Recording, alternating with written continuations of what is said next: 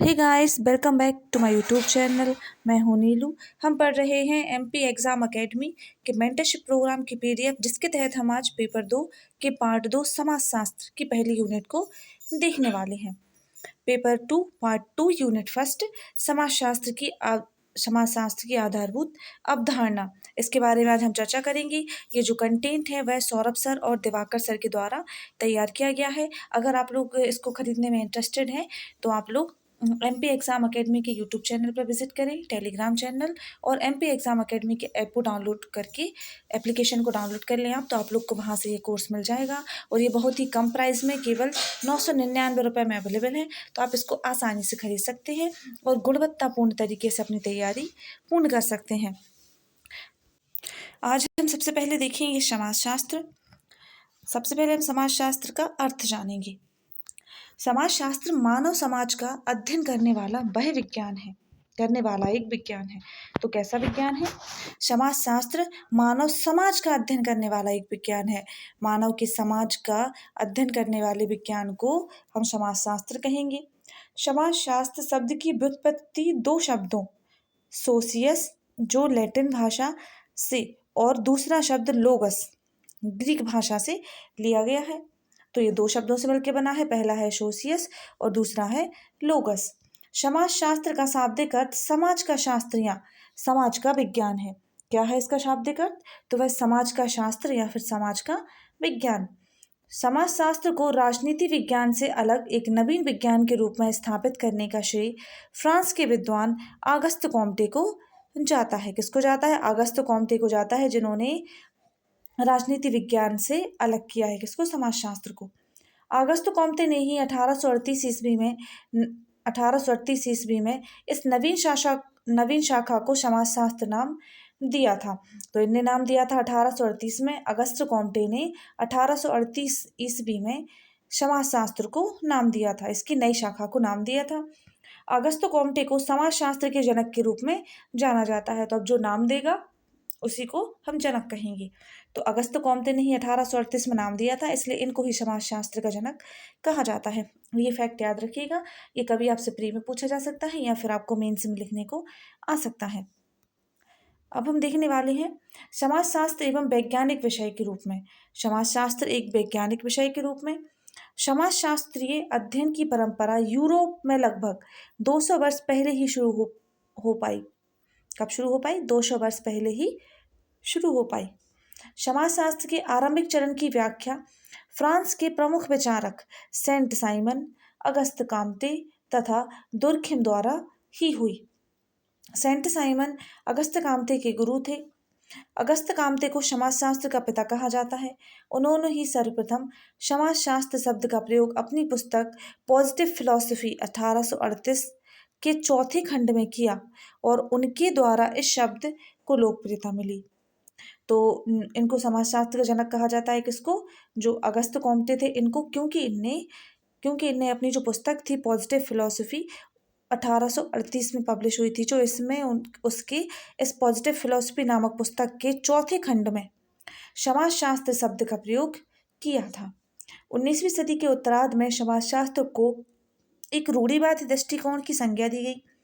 19वीं सदी के उत्तरार्ध में जो समाजशास्त्र था, इसको एक रूढ़िवादी दृष्टिकोण की संज्ञा दी गई।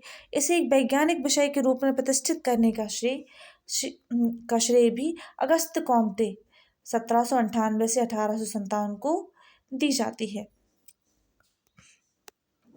नेक्स्ट हम देखेंगे समाजशास्त्र की परिभाषाएं। अगस्त कॉम्टे समाजशास्त्र सामाजिक व्यवस्था और प्रगति का विज्ञान है। तो कैसा है? जो अगस्त कॉम्टे के अनुसार समाजशास्त्र की परिभाषा में हम लिखेंगे समाजशास्त्र सामाजिक व्यवस्था और प्रगति का विज्ञान है। नेक्स्ट है मैकाइवर और पेज। सामाजिक संबंध के विषय का अध्ययन समाजशास्त्र कहलाता है। तो जो सामाजिक संबंधों का अध्ययन है उसे समाजशास्त्र कहते हैं। किम बॉल बंग के अनुसार समाजशास्त्र समूहों में मनुष्यों के व्यवहार का अध्ययन करता है। मैक्स वेबर के अनुसार समाजशास्त्र प्रधानता सामाजिक संबंधों तथा कृत्यों का अध्ययन है।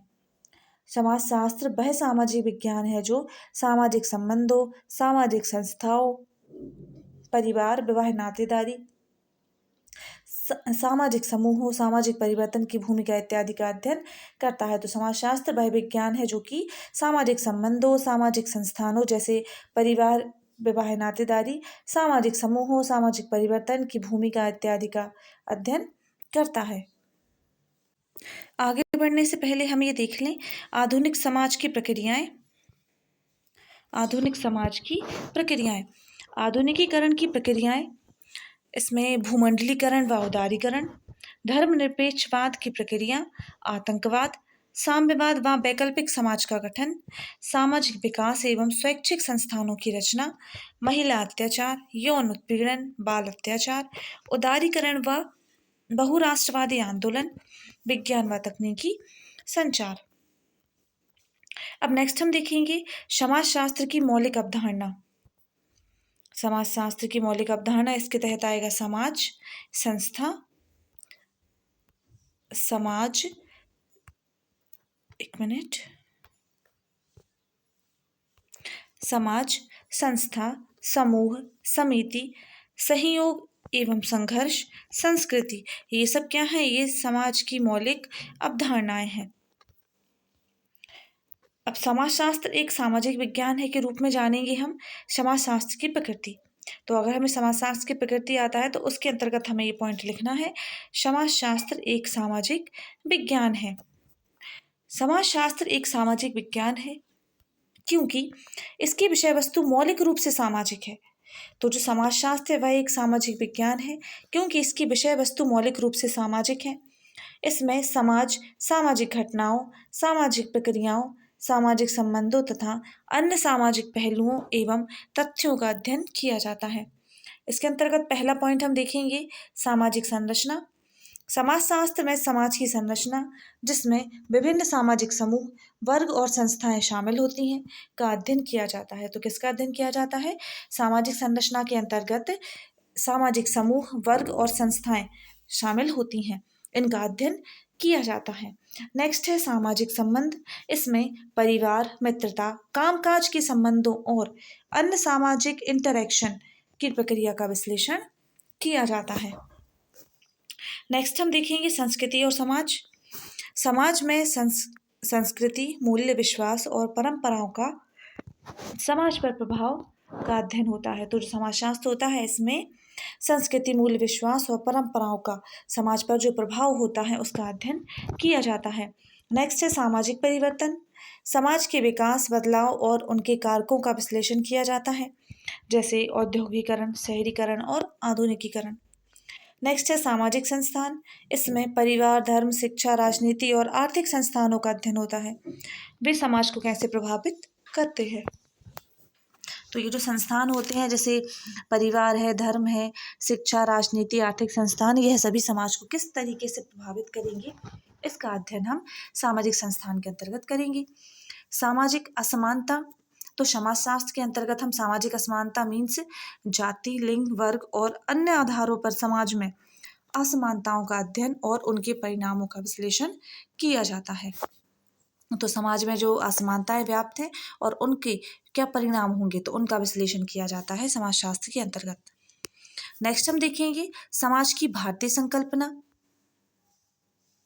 दोस्तों अगर आप लोग चाहें तो आप लोग ये कोर्स खरीद सकते हैं, ये बहुत ही कम प्राइस में है, मात्र 999 रुपये में है और ये टू द पॉइंट नोट्स हैं। ऐसा नहीं है कि आपको एक टॉपिक दिया है तो उससे भर भर के आपको कंटेंट दे दिया जाए कि आपको समझ में ही ना आए कि पढ़ना क्या है। आपको टू द पॉइंट कंटेंट मिलेगा कि जहाँ से पेपर में आने की पूरी संभावना है और आपको पूरा टॉपिक कवर करा दिया जाएगा, उसके बारे में सारी जानकारी दे दी जाएगी। चलिए स्टार्ट करते हैं। समाज की भारतीय संकल्पना। समाज की भारतीय संकल्पना भारतीय संस्कृति, धर्म और परंपराओं पर आधारित है जो सदियों से विकसित हुई है। इसके प्रमुख घटक कुटुंब, परिवार, नातेदारी, वंश, गोत्र, परंपरा आदि हैं। समाज की भारतीय संकल्पना के आधार देखेंगे अब हम, तो सबसे पहले सामूहिकता और सामुदायिकता। भारतीय समाज में व्यक्ति से अधिक समुदाय और समूह का महत्व होता है। तो क्या होता है, भारतीय समाज में व्यक्ति से अधिक समुदाय या फिर समूह का महत्व होता है, जहां पारिवारिक और सामाजिक संबंध प्राथमिक होते हैं। नेक्स्ट देखेंगे धर्म और नैतिकता का प्रभाव। समाज की संरचना और नियम धर्म और नैतिकता पर आधारित होते हैं। तो जो समाज की संरचना और नियम धर्म नैतिकता पर आधारित होते हैं, जो सामाजिक कर्तव्यों और व्यवहार को निर्देशित करते हैं। नेक्स्ट है विविधता में एकता। भारतीय समाज में विभिन्न धर्मों, भाषाओं और संस्कृतियों के बावजूद एकता और सहअस्तित्व का सिद्धांत महत्वपूर्ण है। संयुक्त परिवार और परंपरागत मूल्य। भारतीय समाज में संयुक्त परिवार प्रणाली और परंपरागत मूल्यों को महत्वपूर्ण माना जाता है, जो सामाजिक स्थिरता को बनाए रखते हैं। तो क्या बनाए रखते हैं? जो भारतीय समाज में जो संयुक्त परिवार प्रणाली है और परंपरागत मूल्यों को महत्वपूर्ण माना जाता है, इन दोनों को, जो कि क्या करती है? सामाजिक स्थिरता बनाए रखती है। ये हम समाज की भारतीय संकल्पना के अंतर्गत ये इसके प्रकार हैं: कुटुंब, माफ कीजिए, परिवार, कुटुंब, नातेदारी, वंश और गोत्र परंपरा। यह 5 समाज की भारतीय संकल्पना के भाग होंगे: परिवार, कुटुंब, नातेदारी, वंश और गोत्र परंपरा। सबसे पहले हम देखने वाले हैं परिवार। परिवार के अंतर्गत हम देखेंगे, परिवार शब्द अंग्रेजी भाषा के फैमिली शब्द का हिंदी रूपांतर है। किसका रूपांतरण है? तो फैमिली शब्द का हिंदी रूपांतरण है। अंग्रेजी शब्द फैमिली लैटिन भाषा के शब्द फैमुल्स से निकला है। किससे निकला है? फैमुल्स से निकला है। फैमुल्स शब्द का अर्थ एक ऐसे शब्द से लगाया जाता है जिसमें माता पिता, बच्चे, नौकर तथा यहाँ तक कि दास भी शामिल किए जाते हैं। D.N. मजूमदार के अनुसार देखेंगे अब हम परिवार की परिभाषा। परिवार ऐसे व्यक्तियों का समूह है जो एक ही छत के नीचे रहते हैं और रक्त से संबंधित होते हैं। नेक्स्ट है मैकाइवर एवं पेज के शब्दों में। परिवार एक ऐसा समूह है जो यौन संबंधों के आधार पर परिभाषित किया जाता है। कैसे? यौन संबंधों के आधार पर। यह इतना छोटा एवं स्थायी है कि इसमें संतान उत्पत्ति एवं उसका पालन पोषण किया जाता है। नेक्स्ट देखेंगे हम जोन्स के अनुसार, परिवार यौन संबंधों पर आधारित एक ऐसी सामाजिक संस्था है जिसका संतान उत्पत्ति एवं उनका पालन पोषण है। नेक्स्ट हम देखेंगे केसर के अनुसार, परिवार को हम संबंधों की वह व्यवस्था समझते हैं जो माता पिता और उनकी संतानों के मध्य पाई जाती है। तो ये हमने देख ली है परिवार की परिभाषाएं। आपको जो सुटेबल लगे, जो अच्छी लगे और जो याद करने में आसान लगे, आप उनको याद कर सकते हैं। नेक्स्ट हम देखने वाले हैं परिवार की सामान्य विशेषताएं या लक्षण। मैकाइवर या पेज के अनुसार हम देखेंगे ये परिवार की जो विशेषताएं हैं। सबसे पहले इनमें हम देखेंगे, इसमें होती हैं परिवार की सामान्य विशेषताएं और परिवार की विशिष्ट विशेषताएं। ये 2 प्रकार की सामान्य विशेषताएं और विशिष्ट विशेषताएं। सबसे पहले हम देखेंगे सामान्य विशेषताओं, और सामान्य विशेषताओं के अंतर्गत हम देखेंगे सबसे पहले यौन संबंध। यौन संबंध परिवार का महत्वपूर्ण लक्षण है। यह संबंध केवल परिवार में विवाहित सदस्यों के बीच ही स्थापित होते हैं। नेक्स्ट है वैवाहिक स्वरूप। यौन संबंधों की स्थापना विवाह के द्वारा ही होती है एवं विवाह, बहुपति विवाह, बहुपत्नी विवाह आदि विभिन्न स्वरूप विभिन्न समाजों में पाए जाते हैं। नेक्स्ट है नामकरण एवं वंश परंपरा की प्रणाली। प्रत्येक परिवार की एक व्यवस्थित नामावली होती है, जैसे पिता माता, पिता पुत्री आदि। वंश क्रम 2 प्रकार का होता है। पहला पितृवंशीय, पिता के नाम से चलने वाला परिवार, और दूसरा होता है मातृवंशीय, माता के नाम से चलने वाला परिवार। नेक्स्ट है आर्थिक व्यवस्था। प्रत्येक परिवार में अपने सदस्यों की भौतिक आवश्यकताओं की पूर्ति के लिए एक आर्थिक व्यवस्था होती है। संतानों का पालन पोषण इसी के द्वारा होता है। सामाजिक निवास। एक परिवार के सभी सदस्य एक ही स्थान पर निवास करते हैं। इस प्रकार सामान्य निवास परिवार का एक सामान्य लक्षण है। नेक्स्ट है परिवार की विशिष्ट लक्षण या विशेषताएं, मैकाइवरिया पेज के ही अनुसार। सबसे पहले इसके अंतर्गत हम देखेंगे सार्वभौमिकता। परिवार सभी समाजों एवं संस्कृतियों में पाया जाता है। मानव परिवार में ही जन्म लेता है और मृत्यु पर्यंत तक परिवार में ही रहता है। नेक्स्ट है भावनात्मक आधार। परिवार मानव की भावनात्मक आवश्यकताओं की संतुष्टि करता है। प्रेम, स्नेह, त्याग, सुरक्षा आदि बातें परिवार में पाई जाती हैं। नेक्स्ट है निर्णयात्मक प्रभाव। व्यक्ति का समाजीकरण परिवार से ही प्रारंभ होता है। परिवार में संस्कारों के माध्यम से बड़ा प्रभाव व्यक्ति की आदतों एवं स्वभाव का निर्माण करता है। नेक्स्ट है सीमित आकार। सीमित आकार से तात्पर्य है कि परिवार के सदस्यों की संख्या कम होने से है। छोटे आकार के कारण ही मानव का समुचित विकास परिवार में संभव होता है। नेक्स्ट है सदस्यों का उत्तरदायित्व। परिवार में प्रत्येक सदस्य के अन्य सदस्यों के प्रति उत्तरदायित्व होते हैं जिनका उसे निर्वाह करना पड़ता है। नेक्स्ट है सामाजिक नियम। परिवार एक ऐसी समिति है जिसका निर्माण आसान है परंतु उसे तोड़ना अत्यधिक कठिन है। परिवार के सदस्यों पर विवाह एवं उत्तराधिकार के नियम भी परिवार के द्वारा ही लागू होते हैं। नेक्स्ट है सामाजिक ढांचे में प्रमुख स्थिति। संपूर्ण सामाजिक ढांचे में परिवार सबसे छोटी सामाजिक इकाई है। सभी समाजों में सामाजिक संरचना का मुख्य आधार परिवार ही है। ये परिवार के प्रकार हैं जिनमें संख्या के आधार पर, निवास के आधार पर, वंश नाम के आधार पर, विवाह के आधार पर और अधिकार के आधार पर यह सभी परिवार के प्रकार हैं। दोस्तों अगर आपको मेरे वीडियोस पसंद आते हो तो प्लीज़ लाइक कर दिया करें और ज़्यादा से ज़्यादा शेयर कर दिया करें दोस्तों को। और इसके बाद का जो चैप्टर है जैसे कि अब ये परिवार के प्रकार हैं, संख्या के आधार पर, निवास के आधार पर, वंश नाम के आधार पर, विवाह के आधार पर और अधिकार के आधार पर, इन सबको हम कंप्लीट कर लेंगे नेक्स्ट वाले वीडियो में। तो अगर आप लोग को वीडियो पसंद आ रहा हो और यूज़फुल लग रहा हो तो प्लीज़ लाइक कर दें और चैनल को सब्सक्राइब करना ना भूलें। और जो चैनल पे नए हों वो लोग प्लीज़ चैनल को सब्सक्राइब कर लें। यहाँ पे आपके लिए बहुत सारी यूज़फुल कंटेंट मिलता रहता है। तो चलिए मिलते हैं नेक्स्ट वीडियो में। Thanks for watching.